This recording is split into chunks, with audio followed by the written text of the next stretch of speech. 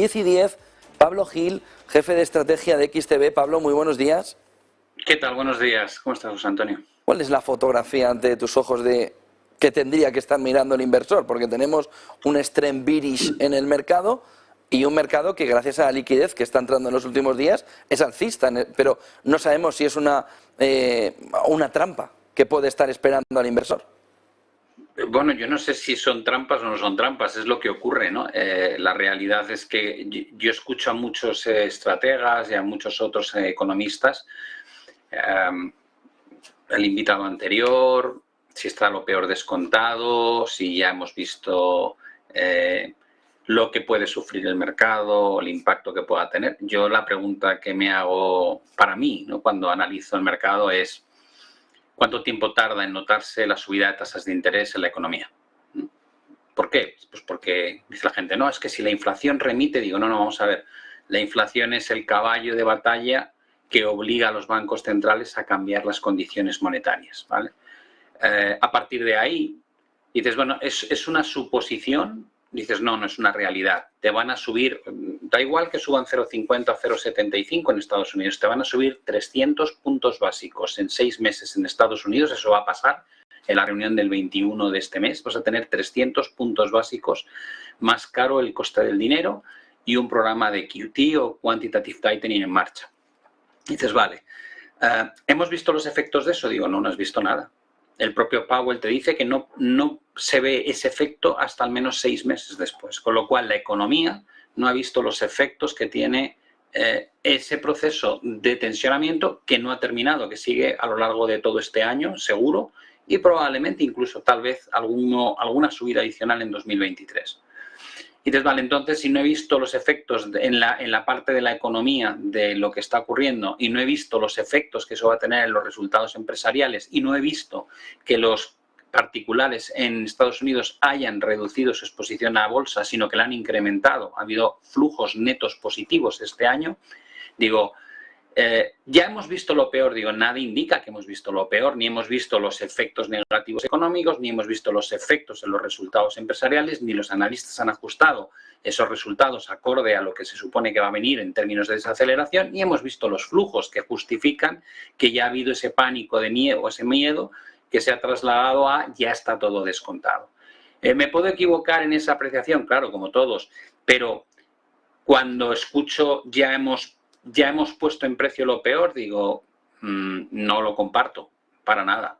Creo que ahora mismo los bancos centrales tienen que estar muy cabreados con los inversores, porque de alguna manera cuando ellos deciden reducir el consumo, lo que pretenden es que haya una contracción en los hábitos que habían implementado durante 2020 y 2021, y a pesar de que el consumidor está muy preocupado, la realidad es que sigue consumiendo. Perdón, pero lo hace tirando de tarjeta de crédito porque ya no le queda ahorro. Es decir, está manteniendo o intentando mantener a toda costa lo que hacía anteriormente. Y lo que hacía anteriormente es una parte muy importante del problema de inflación, que es justo lo que quiere rebatir la Reserva Federal.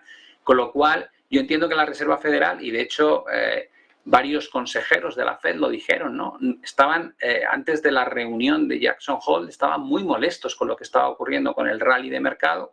Algunos lo expresaban como tal, decían, no nos gusta nada esta reacción del mercado, y después de Jackson Hole, 2 de ellos dijeron, menos mal que el mercado se ha dado cuenta cuál es el mensaje que queremos transmitir. Por tanto, si tienes en cuenta que el éxito o fracaso de la Fed a la hora de controlar la inflación, más allá de lo que es la oferta, la parte que ellos pueden atacar, que es la demanda, depende de convencer al consumidor y de convencer al inversor de que vienen muy mal dadas y que por tanto la bolsa no suba, porque si la bolsa sube y sube también la vivienda, al final el efecto riqueza hace que el consumidor esté muy cómodo y siga consumiendo. Como no consiga eso, cada mes que pasa, la Fed está fallando de alguna manera en sentar las bases para que esa inflación remita, que es lo que quiere que ocurra. Entonces, para mí, jugar con la idea de ya está todo lo malo puesto en precio es muy arriesgada. Informe, Pablo, esta mañana de JP Morgan, que llama mucho la atención porque se une al carro de la Fed, dice que ahora mismo ya ven ellos un soft landing y no una recesión, y además apuntan a que los beneficios empresariales en 2023 van a ser mejor de lo que se esperaba, que es justo el momento en el que se supone que es la entrada en recesión. ¿Por qué este cambio puede haber tenido JP Morgan a la hora de mirar esa fotografía? ¿De verdad hay tanto cambio en la fotografía como para que JP Morgan salga en tromba al lado de la Fed para apoyar que esto es un soft landing y que además los beneficios empresariales en el 23 van a ser muy positivos? Bueno, los bancos de inversión llevan hablando de mejores resultados empresariales en 2022 y en 2023 desde antes de que empezasen a subir los tipos. Es decir, cuando se pensaba que el problema de la inflación era transitoria, ya tenían expectativas de beneficios mejores para 2022 y 2023. No es nada nuevo. El hecho de que ahora se abrace un poco la idea más de un soft landing que de una recesión, viene porque de momento el efecto que hemos visto de las subidas sobre la pauta del consumo apenas ha afectado. Hemos visto cómo se ha desplomado la confianza del consumidor, pero seguimos viendo cómo el consumo sigue siendo muy bueno. Lo único que ha cambiado recientemente es la percepción de que el mercado inmobiliario sí se está enfriando, ¿no? Que realmente ahí esa supuesta burbuja que teóricamente no solo está en Estados Unidos, sino en Australia y en Canadá y en Nueva Zelanda y en algunos otros países, pues tiene el riesgo de empezar a pinchar o al menos a cambiar de sentido. Definir o no si va a haber una recesión es siempre una entelequia, ¿no? Es difícil de saber, ¿no? Pero es muy curioso porque si miramos la historia y el efecto que ha tenido las subidas de tasas de interés, en 2008 lo que pinchó la burbuja inmobiliaria fue una subida de tipos de interés continuada en el tiempo. En año 2000 lo que pinchó la burbuja.com fue una subida de tipos de interés. Lo que descarriló el mercado en 2018 y provocó una caída de más de un 20% fue una subida de tipos de interés combinado con una retirada de deuda del balance. Hoy no estamos especulando si va a haber subidas de tasas de interés, no, ya las has tenido y al mayor ritmo desde la década de los 80. Y dices, vale, sobre un mundo que está más o menos endeudado que antes, digo, ultra endeudado, mucho más que antes, 300 trillones de deuda en el mundo, 265% sobre el PIB. ¿Las subidas son globales? Sí, se han dado en todo el mundo.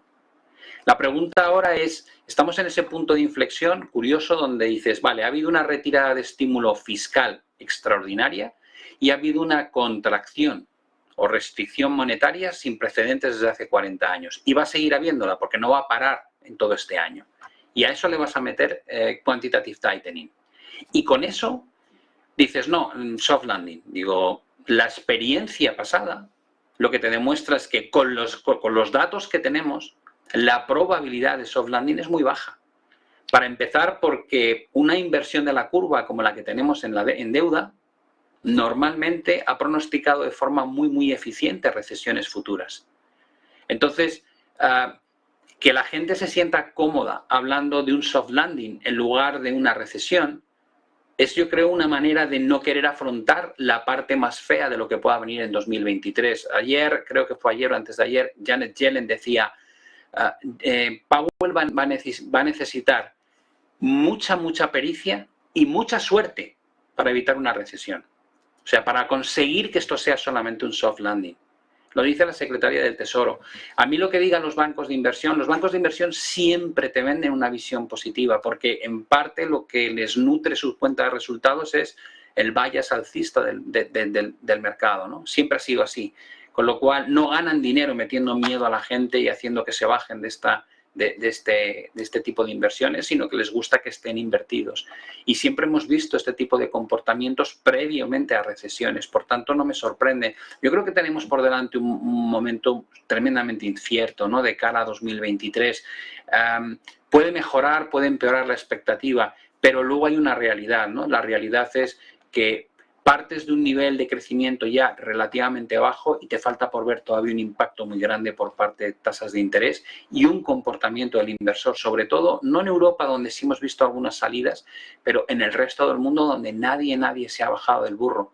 simplemente se han quedado expectantes a ver si esto acaba lo antes posible y volvemos a máximos. Es una manera de pensar muy al estilo de lo que teníamos durante la última década y media. Y como te he comentado muchas veces, creo que lo que la gente no asume es que estamos entrando en un mundo probablemente que no tiene nada que ver con la última década y media, porque es probable que la inflación no vuelva a caer fácilmente por debajo del 2%, aunque sí pueda remitir a ese nivel.